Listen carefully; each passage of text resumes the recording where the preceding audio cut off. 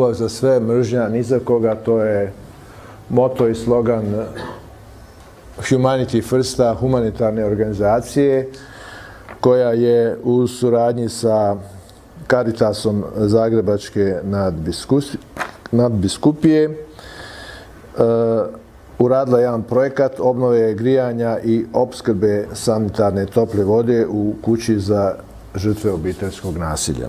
Ja bih kratko predstavila znači našu kuću. To je Caritasova kuća za žrtve obiteljskog nasilja koja je sa radom započela 2008. godine. Do sada smo na smještaju imali 384 osobe žrtve obiteljskog nasilja.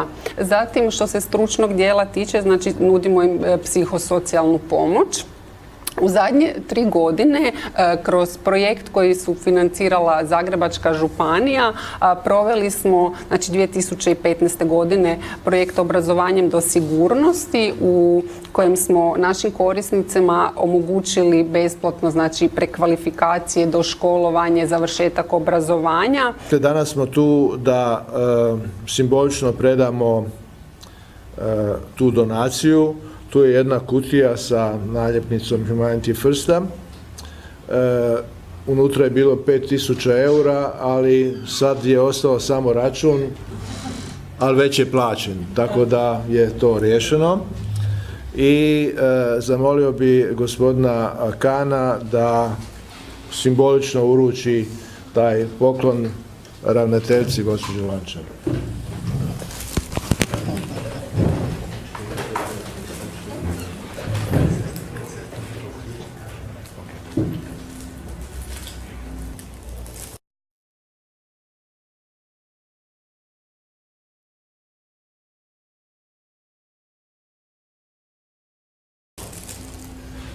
Evo, zamolit ću gospođu ravnateljicu Lončar da kaže nekoliko riječi.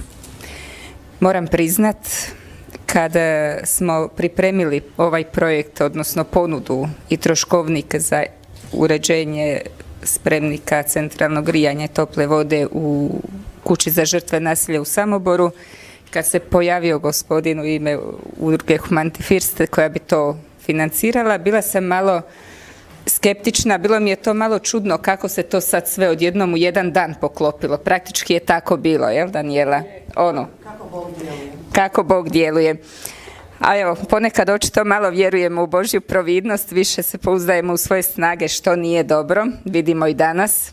Gospodine Kan, hvala vam što ste odabrali Caritas Zagrebačke nadbiskupije, što ste odabrali našu sigurnu kuću gdje ćete, evo, dio sredstava iz fonda organizacije Humanity First investirati, sigurna sam, u jednu dobru stvar. Hvala vam u ime korisnica, u ime majki, u ime djece, u ime osoblja sigurne kuće, u ime cijelog Caritasa Zagrebačke nadbiskupije, ali i u moje osobno ime. Nadam se da je ovo početak jedne dobre i lijepe suradnje s vašom organizacijom i iskreno vjerujem, nadam se da negdje u statutu vaše organizacije ne piše da samo jednom pomažete jednu organizaciju, nego da se ta pomoć može ponoviti. A sa Zagrebačke nadbiskupije uručit ću vam zahvalnicu za ovu vašu donaciju i monografiju Caritasa koja je izišla povodom 80. obljetnice rada našega Caritasa pred 3 godine.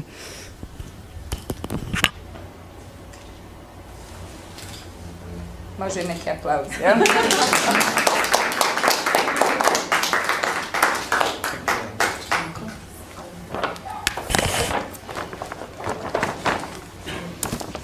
Monografije u kojoj je rad Caritasa prikazan kroz sliku i riječ, jel? Onako dosta